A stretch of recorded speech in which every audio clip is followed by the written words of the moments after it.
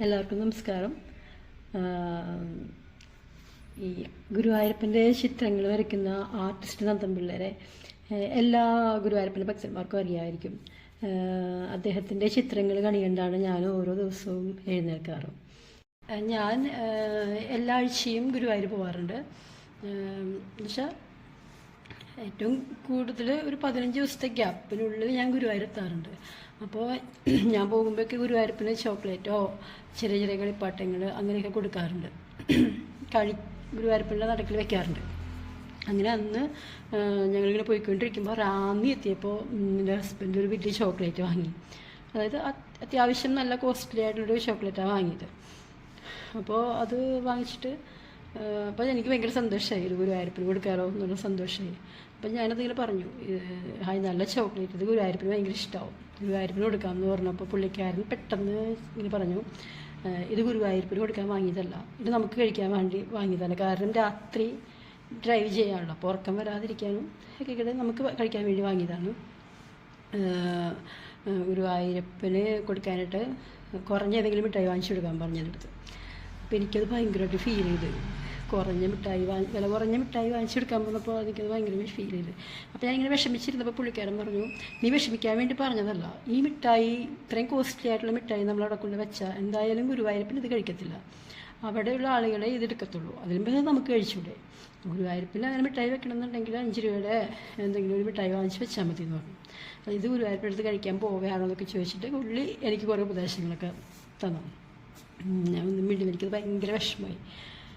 കാരണം നമ്മൾ ഒരിത് കൊടുക്കുമ്പോൾ, ഭഗവാനെ സമർപ്പിക്കുമ്പോൾ അത് ഭഗവാൻ സ്വീകരിക്കും എന്നുള്ളൊരു വിശ്വാസത്തിലാണല്ലോ നമ്മളത് ചെയ്യണേ. അപ്പോൾ എനിക്കത് ഭയങ്കര വിഷമമായി. എന്നാലും ഞാൻ ഒന്നും പറഞ്ഞില്ല, മിഠായിയൊക്കെ കഴിച്ചു. അങ്ങനെ അമ്പലത്തിലെത്തി നിർമ്മാല്യത്തിന് വേണ്ടിയാണ് ഞങ്ങൾ പോയത്. അങ്ങനെ ഒരു 3:45 ആയപ്പോൾ അകത്ത് കയറി, അമ്പലത്തിൻ്റെ അകത്ത് കയറി. അപ്പോൾ ഞാനെന്ത് ചെയ്തു, അവിടെ നിന്ന് കുറച്ച് 5 സ്റ്റാർ, ഒരു 5 to 5 സ്റ്റാർ അവിടെ നിന്ന് വാങ്ങിയായിരുന്നു. അമ്പലത്തിൻ്റെ ഫ്രണ്ടിലത്തെ ആ കുളത്തിൻ്റെ ഫ്രണ്ടിലായിട്ടൊരു കടയുണ്ടല്ലോ, അവിടെ നിന്ന് ഞാൻ വാങ്ങിയായിരുന്നു. അപ്പോൾ അതിങ്ങനെ കൈ പിടിച്ചിട്ട് ഗുരുവായൂരപ്പന് മുമ്പിൽ വെച്ചിട്ട് ഞാൻ പറഞ്ഞു, ഗുരുവായൂരപ്പ എന്നോട് ക്ഷമിക്കണം, എനിക്ക് ആ മിഠായി നിനക്ക് തരാൻ പറ്റിയില്ല. അത് മാത്രമല്ല ഞാൻ ഭയങ്കര വിഷമിച്ചാണ് ഞാനത് വെച്ചത്. കാരണം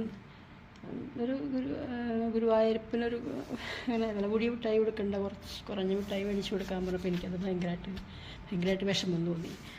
കാരണം ഞാനപ്പോൾ എനിക്ക് ഭയങ്കര സങ്കടത്തോടുകൂടി ഞാനത് വെച്ച് ഗുരുവായൂരപ്പന് മുമ്പിൽ. സങ്കടം ഉണ്ടായിരുന്നു, എന്നാൽ ഗുരുവായൂരപ്പ നീ ഇതുകൊണ്ട് തൃപ്തിപ്പെടണേ, ഇത് കഴിച്ചോളേട്ട കണ്ണാന്നൊക്കെ പറഞ്ഞ് ഞാനത് വെച്ചിട്ട് ഞാൻ പുറത്തിറങ്ങി. എന്നിട്ടും എൻ്റെ മനസ്സിൽ ഇങ്ങനെ അലട്ടിക്കൊണ്ടിരിക്കുക. ഇങ്ങനെ ആ ഒരു ഇതെല്ലാം എന്താണെന്നറിയില്ല, എനിക്കത് ഭയങ്കരമായിട്ട് ഫീൽ ചെയ്തു ആ സംഭവം. അങ്ങനെ ഞങ്ങൾ ഗുരുവായൂർ അമ്പലത്തിൽ നിന്ന് തിരിച്ചു പോന്നു. രാത്രി ഞങ്ങൾ ഒരു 1 മണിയൊക്കെ ആയപ്പോൾ വീടെത്തി. രാത്രി 1 മണിക്ക് ഞങ്ങൾ വീട്ടിലെത്തി. സാധാരണ ഗുരുവായൂർ അമ്പലത്തിൽ നിന്ന് എനിക്ക് എന്തെങ്കിലുമൊക്കെ ഒരു അനുഭവങ്ങൾ ഉണ്ടാവും, ഗുരുവായൂരപ്പൻ്റെ ഒരു അനുഭവം ഉണ്ടാവും. പക്ഷെ അതിൽ കൂടുതൽ നമുക്കൊരു ആത്മസംതൃപ്തിയുണ്ട് ഭഗവാനെ പ്രാർത്ഥിച്ച് നിൽക്കുമ്പോൾ, അല്ലേ? നമുക്ക് എല്ലാവർക്കും ഗുരുവായൂരപ്പനെ അത്രയ്ക്ക് ഇഷ്ടപ്പെടുന്നവർക്കറിയാം, അവിടെ നിന്ന് നമ്മുടെ ഒരു മനസ്സ് നിറഞ്ഞാണ് നമ്മൾ പോരാറ്. പക്ഷേ എനിക്ക് അന്നതുണ്ടായിരുന്നില്ല. അപ്പം ഞാനിങ്ങനെ ഭഗവാനോട് ചോദിച്ചു, എന്താ ഭഗവാൻ ഇവിടെ വന്നിട്ടും എനിക്ക് അങ്ങനെ ഒരു സംതൃപ്തി എനിക്ക് കിട്ടുന്നില്ല. അപ്പോൾ ഗുരുവായൂരപ്പന് വിഷമായി കാണും, അങ്ങനെയുള്ളൊരു ഫീലിങ്സിൽ ഞാൻ വീടെത്തി. ഞാൻ കിടന്നുറങ്ങി. പിറ്റേ ദിവസം, അതായത് നേരം വെളുക്കുമ്പോൾ, ഞാൻ പറഞ്ഞില്ല, നേരം വെളുത്ത് ഒരു വിളക്ക് വെക്കാൻ വേണ്ടി എഴുന്നേൽക്കും, ഒരു 5:30 എഴുന്നേൽക്കും. അങ്ങനെ നേരം വെളുത്ത് എഴുന്നേറ്റ് അപ്പം തന്നെ ഈ ഫേസ്ബുക്ക് നോക്കും.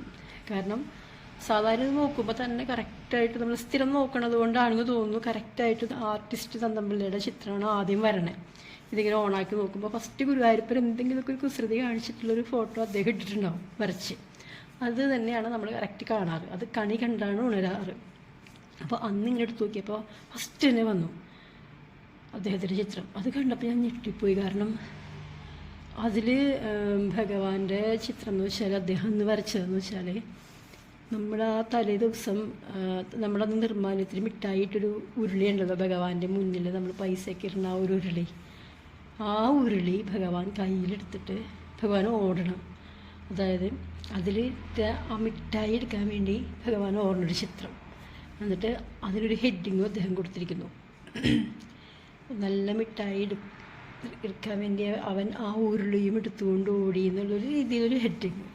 സത്യം പറഞ്ഞാൽ ഞാനത് കണ്ടപ്പോൾ ഞാൻ അന്ന് കുറേ കരഞ്ഞു അവിടെ ഇരുന്നു. കാരണം എണീറ്റ് കിടക്കയിലിരുന്ന് ഞാൻ കരയാണ്. കാരണം എന്ന് വെച്ചാൽ നമ്മൾ ഭഗവാനൊരു മിഠായി കൊടുത്തു, ഭഗവാൻ അത് കഴിക്കുമോ ഇല്ലേ, അപ്പോൾ കഴിക്കില്ല എന്നുള്ള രീതിയിൽ എൻ്റെ ഹസ്ബൻഡ് അത് സംസാരിച്ച് വില കുറഞ്ഞത് കൊടുത്താൽ മതി എന്ന് പറഞ്ഞു. അങ്ങനെയൊക്കെ പറഞ്ഞപ്പോൾ അത് എന്നെ വളരെയധികം സങ്കടപ്പെടുത്തി അന്നത്തെ ആ ദിവസം. പക്ഷെ പിറ്റേ ദിവസം എനിക്കത് മനസ്സിലായി, ഭഗവാൻ ഈ ചിത്രത്തിലൂടെ ഭഗവാന്റെ മനസ്സ് നമ്മളെ കാണിച്ചു എന്നുള്ളതാണ്. കാരണം അത് ഭഗവാൻ കഴിക്കും. ഭഗവാന്റെ ഭക്തരെ ഇത്ര സ്നേഹത്തോടുകൂടി എന്തു കൊടുത്താലും ഭഗവാൻ കഴിക്കും എന്നുള്ളത് ഭഗവാൻ എനിക്ക് കാണിച്ചു തന്നു. എന്നുവെച്ചാൽ ഇത് തന്നെ ഞാനപ്പോൾ തന്നെ പുള്ളിക്കാരനെ ഏൽപ്പിച്ചു, ഹസ്ബൻഡിനെ. എന്നിട്ട് നോക്കാൻ പറഞ്ഞു. പുള്ളിക്കാരൻ നോക്കിയപ്പോൾ പുള്ളിക്കാരനും കരഞ്ഞു. കാരണം പുള്ളിക്കാരെ കരഞ്ഞിട്ട് ഇങ്ങനെ എൻ്റെ പറഞ്ഞു, സോറി പറഞ്ഞു. ഞാൻ പറഞ്ഞു, സോറി എന്നോടല്ല പറയണ്ടേ, ഗുരുവായൂരപ്പനോടാണ്. ഇത് ഗുരുവായൂരപ്പൻ കാണിച്ചു തന്നതാണ്. ഗുരുവായൂരപ്പൻ്റെ ഭക്തർ എന്തു കൊടുത്താലും അത് വില കുറഞ്ഞതായിക്കോട്ടെ വില കൂടിയതായിക്കോട്ടെ ഗുരുവായൂർ സ്വീകരിക്കും.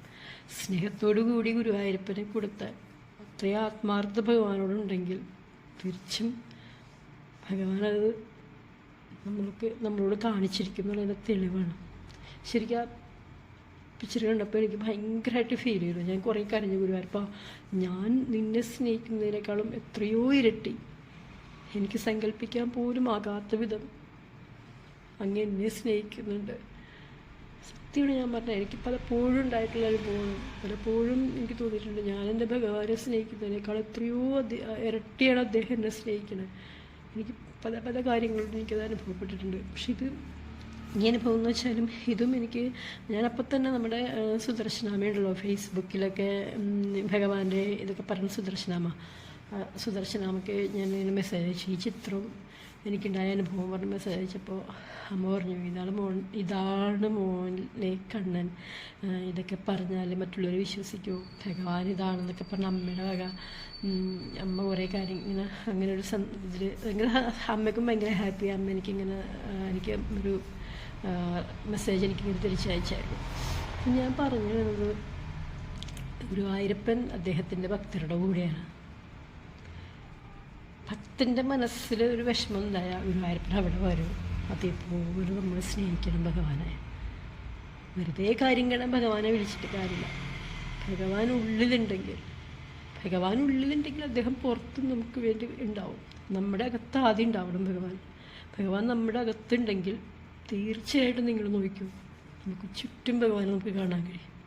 പക്ഷെ അകത്തുണ്ടെങ്കിലേ നമുക്കത് കാണാൻ കഴിയും. അകത്തില്ലാതെ പുറത്ത് മാത്രം ഭഗവാനെ അന്വേഷിച്ചാൽ ഒരിക്കലും നമുക്ക് കിട്ടില്ല കേട്ടോ ഭഗവാനെ. അപ്പോൾ ആദ്യം ഗുരുവായൂരപ്പനെ നമ്മുടെ ഹൃദയമാവുന്ന ശ്രീകോവിലിൽ അദ്ദേഹത്തെ ഇരുത്താം. അതിന് നമ്മുടെ ഹൃദയം ആദ്യം ശുദ്ധമായിരിക്കണം, നമ്മുടെ മനസ്സ് ശുദ്ധമായിരിക്കണം. എന്നാൽ മാത്രമേ ഭഗവാൻ അവിടെ ഇരിക്കത്തുള്ളൂ. അപ്പോൾ എല്ലാവരെയും ഗുരുവായൂരപ്പൻ അനുഗ്രഹിക്കട്ടെ. ഗുരുവായൂരപ്പൻ്റെ ആ സ്നേഹം, നിഷ്കളങ്കമായ സ്നേഹം എല്ലാവരിലേക്കും എത്തട്ടെ. നമ്മളും ഗുരുവായൂരപ്പനെ അതേപോലെ സ്നേഹിക്കുക.